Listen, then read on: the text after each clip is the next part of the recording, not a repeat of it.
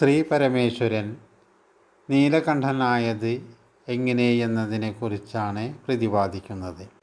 പാലാഴി മഥനം തുടങ്ങി കുറെ കഴിഞ്ഞപ്പോൾ മന്ദിരത്തെ വാസുകിയെക്കൊണ്ട് ബന്ധിച്ചിരുന്ന ബന്ധം കുറേശ്ശെ അയഞ്ഞ് മന്ദിരം താഴ്ന്നു തുടങ്ങി.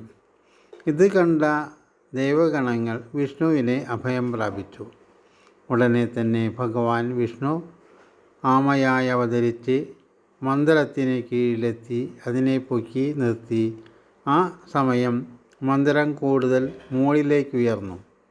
ഉടനെ തന്നെ വിഷ്ണുദേവൻ പക്ഷിയായി മന്ദിരത്തിൻ്റെ മുകളിൽ ഇരുന്ന് അതിനെ താഴ്ത്തി. നോക്കണേ ഭഗവാന്റെ ഒരു ഭക്തവാത്സല്യം. വീണ്ടും മന്ദിരം തുടങ്ങി കുറെ കഴിഞ്ഞപ്പോൾ വാസുകി തളർന്ന് അവശനായി വിഷം വമിക്കാൻ തുടങ്ങി. പാൽക്കടൽ തീരം വിഷജ്വാലകളാൽ ആവൃതമായി. ഇത് കണ്ട ദേവകൾ പരിഭ്രാന്തരായി. എല്ലാവരും ത്രാഹി ത്രാഹി എന്ന് പറഞ്ഞ് ഭഗവാനെ ശരണം പ്രാപിച്ചു. ഉടനെ തന്നെ വിഷ്ണുദേവൻ തൻ്റെ നവതാരങ്ങളും ഉള്ളിലേക്കടച്ച് വിഷം ഉള്ളിൽ ചെല്ലാതെ പുറം ശരീരത്തിൽ ഏറ്റുവാങ്ങി. വിഷ്ണു ഭഗവാൻ നീലക്കാർവർണ്ണനായി തീർന്നു. എന്നിട്ടും വിഷജ്വാല അടങ്ങിയില്ല. ഉടനെ പരമശിവനെ നോക്കി പരമേശ്വരൻ വേഗം തന്നെ വിഷത്തെ ആവാഹിച്ച് കൈക്കുമ്പിളിലാക്കി പാനം ചെയ്തു. ഇത് കണ്ട ഗിരിജാദേവി ചതിച്ചോ എന്ന് ചോദിച്ച് കഴുത്തിനു പിടിച്ചു. വിഷം ഉദരത്തിൽ താഴാതിരിക്കാനാണ് അത് ചെയ്തത്. ഉടനെ തന്നെ വിഷ്ണു ഭഗവാൻ ഭൂമിയിലേക്ക് വിഷം തുപ്പാതിരിക്കാനായി വായ്പൊത്തി. ഇറക്കാനും തുപ്പാനും വയ്യാത്ത രീതിയിൽ പരമശിവൻ വിഷമിച്ചു. ദേവി ഉടനെ തന്നെ മന്ത്രാക്ഷരം ചൊല്ലി വിഷത്തെ കണ്ടത്തിലുറപ്പിച്ചു. തന്മൂലം വിഷം കീഴും മേലും പോകാതെ 3 രേഖകളായി ഭവിച്ചു. അതാണ് നീലകണ്ഠമെന്നും കരുകണ്ഠമെന്നും കാളകണ്ഠമെന്നും പറയുന്നത്. അന്ന് മുതൽ എല്ലാവരും പരമശിവനെ നീലകണ്ഠനായി വാഴ്ത്തി. ഇന്നും അങ്ങനെ തന്നെ വിരാജിക്കുന്നു. അപ്രകാരം ആ ഹലാഹല ജ്വാല അടങ്ങി ലോകം ആ ഹലാഹല ജ്വാലയിൽ നിന്നും രക്ഷപ്പെട്ടു. അവിടെ അങ്ങുമിങ്ങും അല്പാൽപമായി പിടിച്ചിരുന്ന അംശങ്ങൾ തേൾ, പഴുതാര തുടങ്ങിയ ജീവികൾ നക്കിയെടുത്തു. അതിനാൽ അവറ്റയും വിഷമുള്ളവയായി തീർന്നു. വീണ്ടും മഥനം ആരംഭിച്ചു.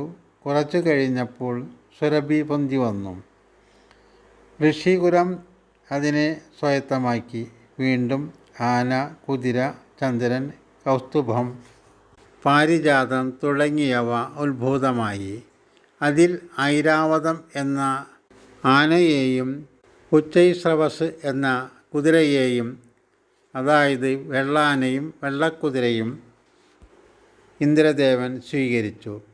പരമശിവൻ ചന്ദ്രക്കര ചൂടി ചന്ദ്രചൂടനായി വിരാജിച്ചു. കൗസ്തുഭ രത്നം ഭഗവാൻ വിഷ്ണു ഏറ്റുവാങ്ങി. പാരിജാതത്തെയും കൽപ്പവൃക്ഷം അപ്സരസുകളെയും ദേവലോകത്തേക്ക് കൊണ്ടുപോയി. അതിനുശേഷം ജ്യേഷ്ഠാഭഗവതി ഉത്ഭൂതമായി. ജ്യേഷ്ഠയെ ആരും സ്വീകരിക്കാതിരുന്നപ്പോൾ ജ്യേഷ്ഠാഭഗവതി തനിക്ക് സ്ഥാനം കൽപ്പിച്ചു നൽകണമെന്ന് ഭഗവാനോട് പറഞ്ഞു. ഭഗവാൻ ശിവൻ അരുളി ചെയ്തു. അജസമൂഹത്തിലും ഉഷസ്സിലും അടിതളിയില്ലാത്തിടത്തും ചൂതുകളിസ്ഥലത്തും തസ്കരന്മാരിലും മാതാപിതാക്കൾക്ക് ദോഷം ചെയ്യുന്നവരിലും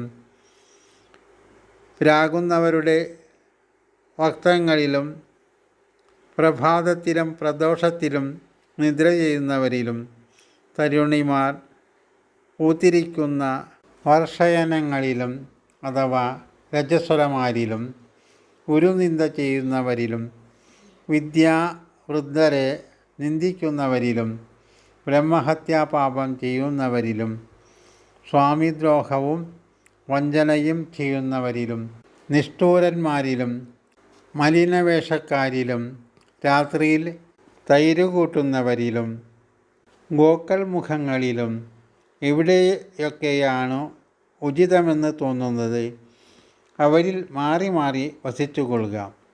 ജ്യേഷ്ഠാദേവിക്കുള്ള അധിവാസ സ്ഥാനങ്ങൾ ഇപ്രകാരം അരുൾ ചെയ്തു. ജ്യേഷ്ഠ പോയി മറഞ്ഞപ്പോൾ കമലമകൾ ലക്ഷ്മീദേവി സൂക്ഷ്മപ്രഭ ചുരിഞ്ഞുകൊണ്ട് ഭൂമിയിൽ ഉത്ഭൂതയായി. കയ്യിൽ വരണമാല്യവുമായി മന്ദം എല്ലാവരും കാണുക തൻ്റെ ശ്രീവാസുദേവൻ്റെ അരികിൽ വന്നു നിന്നു. അദ്ദേഹത്തിൻ്റെ ഇംഗിതമറിയാൻ നോക്കി. ഇംഗിതം മനസ്സിലാക്കിയ ദേവി വിഷ്ണുവിൻ്റെ കണ്ഠത്തിൽ മാല ചാർത്തി. ഈ അവസരത്തിൽ ധന്വന്തരിമൂർത്തി പൊൻപാത്രത്തിൽ അമൃതമായി പ്രത്യക്ഷപ്പെട്ടു. ദേവന്മാർ ശ്രദ്ധിക്കുന്നതിനു മുൻപ് തന്നെ അസുരന്മാർ അദ്ദേഹത്തിൻ്റെ കയ്യിൽ നിന്നും അമൃത കുംഭവും തട്ടിയെടുത്തു അപ്രത്യക്ഷമായി. ഖണ്ഡത്തിൽ വിഷം ഉറച്ചതിനാൽ നീലകണ്ഠൻ എന്ന നാമത്തിലും ശ്രീ പരമേശ്വരൻ അറിയപ്പെട്ടു. നിങ്ങളുടെ വിലയേറിയ അഭിപ്രായങ്ങൾ കമൻറ്റ് ബോക്സിൽ രേഖപ്പെടുത്തുക.